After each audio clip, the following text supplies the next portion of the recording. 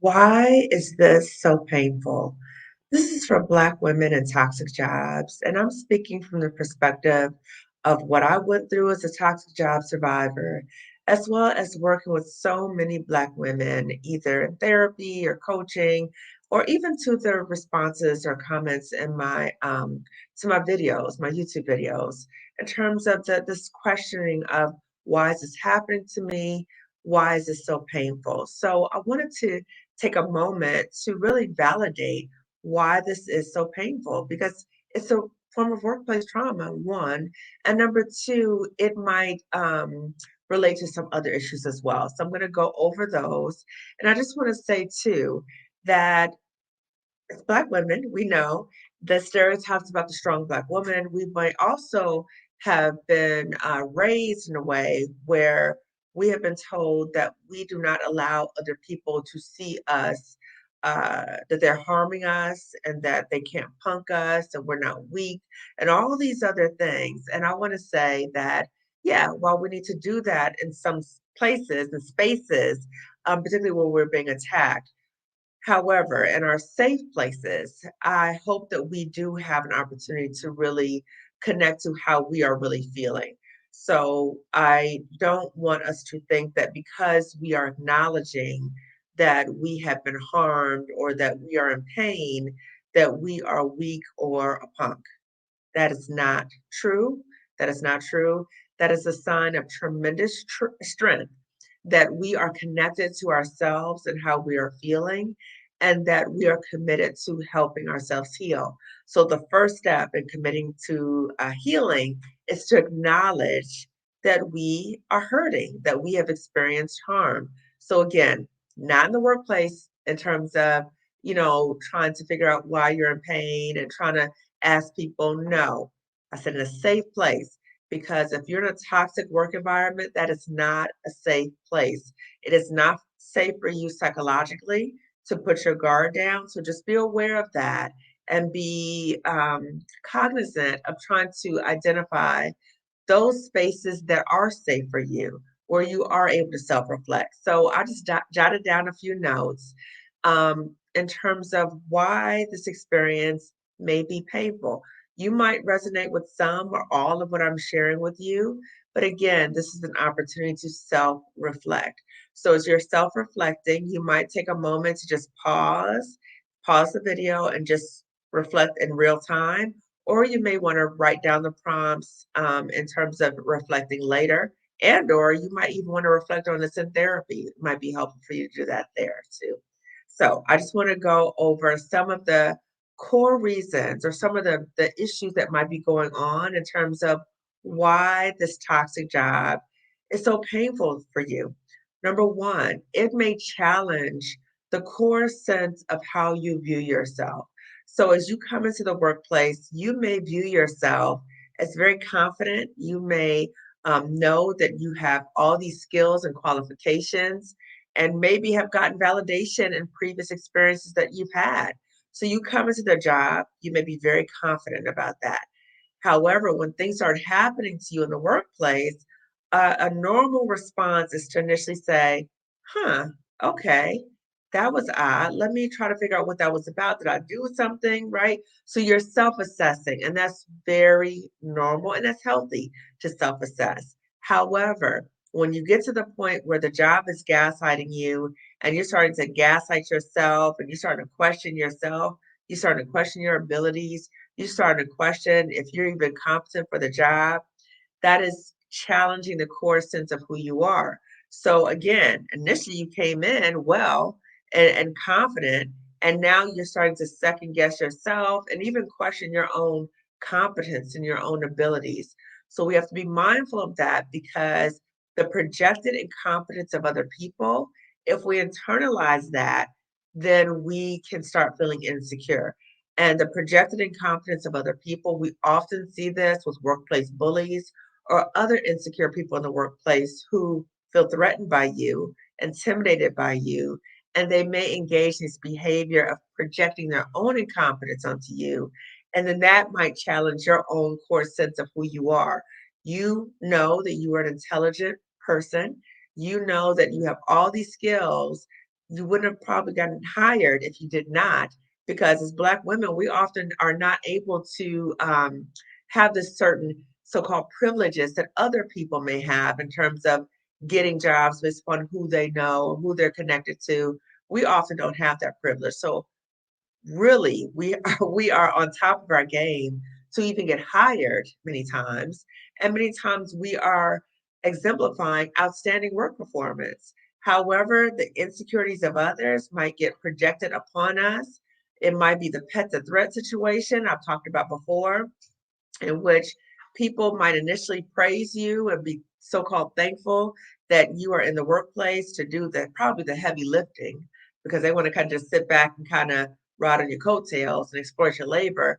But if you're in a situation where you're brought in because you're so smart, oh, we love you, we're so glad to have you, you're the pet.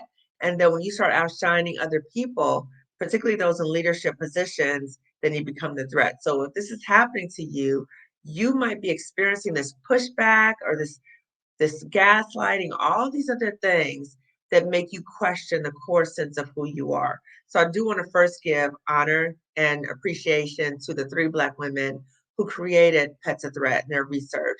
So check them out. So Dr. Juanita Johnson Bailey, Dr. Keisha Thomas, Dr. Rosemary Phelps. Okay, I just want to give them honor because we know as Black women, people steal our stuff and don't give us credit for it. So I just want to give them credit. So the other thing is when you are in this situation, when you think about your core sense of how you see yourself. So I'll use myself as an example. So my parents raised me to always know that I am intelligent. I am intelligent. So no matter what somebody does to me or says to me or whatever, they poured that into me so much that I already know that. So if somebody interacts with me in a way that's condescending, or they are implying that I don't have the knowledge, or that I'm not smart enough, as that happened in that toxic job, then I know that's ridiculous. So it was challenging the core sense of myself, but because my parents poured into me so much, and my grandparents poured so much into me in terms of knowing my value, knowing my worth, I was able to say, no, I reject that. Okay. But that might be something for you in terms of thinking about, is it challenging the core sense of who you are? That's number one. Number two, you may have felt that you have followed all the so-called social rules, or all the things that we've been taught as Black women, that we have to work really hard. We have to work twice as hard to get half as much. We work really hard with our education. We rack up degrees.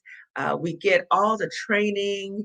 We network. We do all these things, and we've been told you need to do these things so you can get a good job. You get a good job, you stay there, you retire, you get a pension.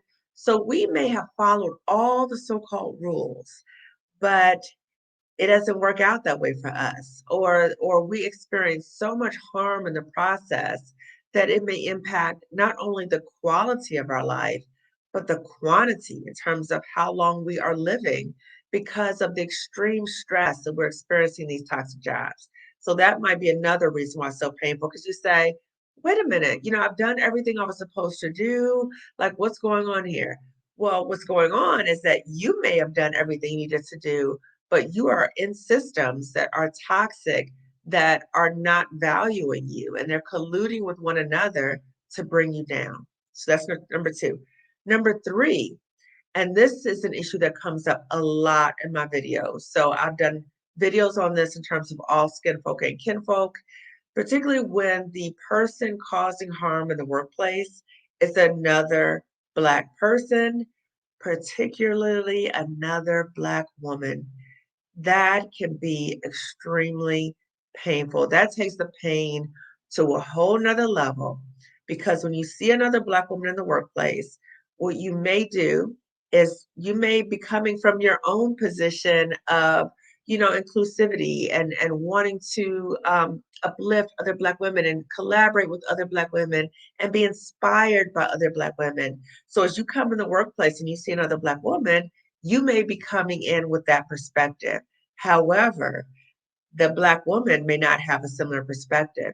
She may be struggling with her own insecurities. And so that insecurity may play out in terms of very negative behaviors. So if she has a mindset, and Alicia Renese talked about this in her video about jealousy and envy and things like that. And I did a reaction video to that. And I will put her video in the description section as well.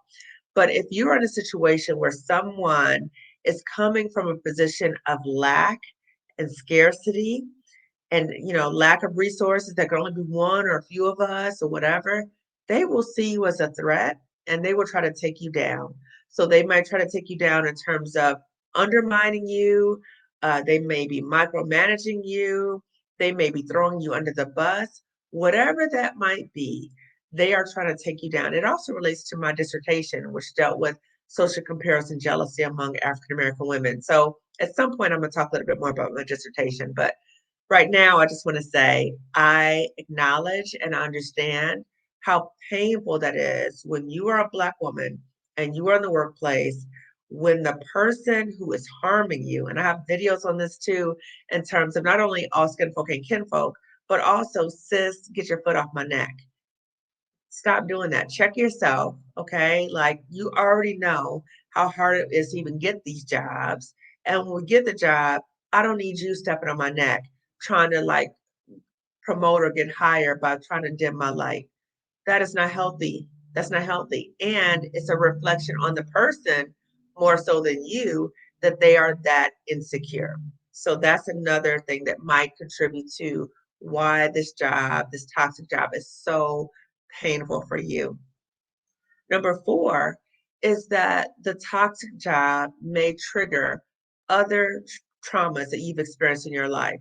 So it may remind you in some way in terms of it may not look exactly the same, but the dynamics may be similar in terms of previous traumas or maybe other traumas that you are currently going through. So all of that might kind of merge together. And sometimes the job can even be a trigger to your other traumas. So that is very painful as well. And the last thing is it may be very painful to you because a person or people at your job, at that toxic job, may be engaging in character assassinations.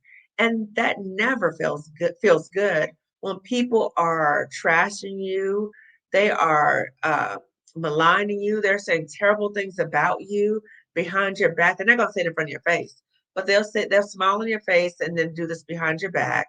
And character assassinations are is tricky in many ways. So one, character assassinations can make you go down these rabbit holes of why would they say that? Why would they? What would give them that reason for saying that?